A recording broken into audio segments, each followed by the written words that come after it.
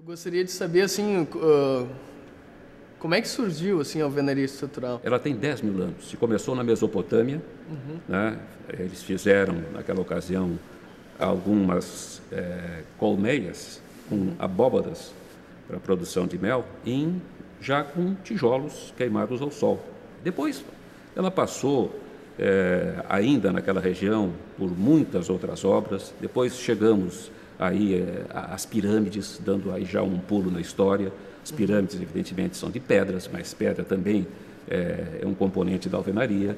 Então, são obras majestosas, está aí, é uma das maravilhas do mundo, né? Chegamos àquelas grandes catedrais da Idade Média, muralhas da China, também é uma obra de alvenaria, de uma extensão tremenda. Podemos falar num prédio que foi um certo marco na alvenaria estrutural, que é o Monadnock Building, construído nos Estados Unidos, em Chicago. Então, esse prédio tem 16 pavimentos. Está lá ainda em Chicago, firme, forte, sólido. 16 pavimentos em alvenaria cerâmica, com tijolos cerâmicos. A base desse prédio, os primeiros andares, são, pelo menos o primeiro andar, o térreo, tem uma espessura de 1,80 m, né? Quer dizer, uma parede muito espessa, né? Mas era assim os prédios de antigamente, né?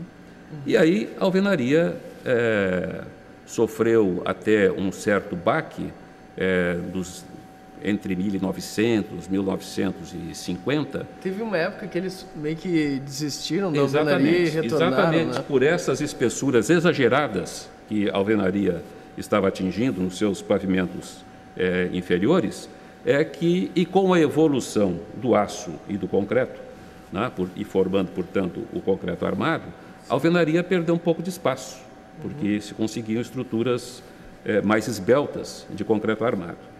Mas aí veio a guerra e houve muito consumo de aço e de concreto, né? Aqueles bunkers e também o aço para equipamentos, etc. E a alvenaria passou a ganhar um espaço novamente. Por quê? Porque aí começaram a se fazer estudos de laboratórios da alvenaria. Isso começou na Suíça, com Paul Haller.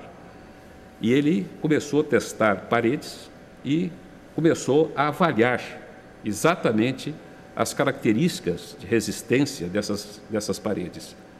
E concluiu que não precisava fazer paredes tão espessas como a que se fazia até então. Sim. E aí que a alvenaria começou a ganhar um espaço bastante interessante. Então, o que mudou assim ao longo do tempo na alvenaria foi justamente isso, né? Esse avanço que ela sofreu nos seus materiais, que nós podemos caracterizar basicamente nos seus dois componentes, que é o bloco, né, ou o tijolo, no caso, o bloco, mais modernamente, e o outro componente super importante, que é a argamassa. Enfim, a unidade, o tijolo e o ligante, né? Esse tijolo passou, a partir de um determinado instante, a ter vazados, e esses vazados colocados, assentados na vertical, e passou a se chamar bloco, né? E esse ligante chamamos de argamassa. E essa argamassa teve uma evolução muito grande ao longo do tempo.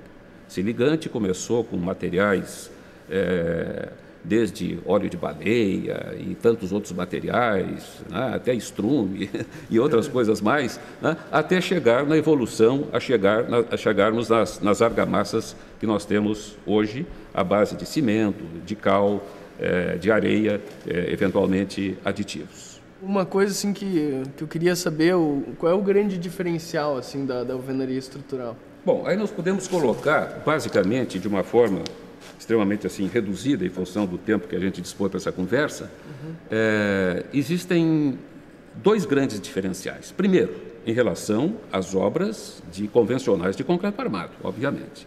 Primeiro, as paredes não são um peso morto na estrutura, como é no concreto. A parede de vedação é um peso morto, é um peso que vai para a estrutura. Sim. Mas ela é necessário na estrutura de concreto vedar para que não entre o vento, para que não entre a chuva, para não tenha devassidade.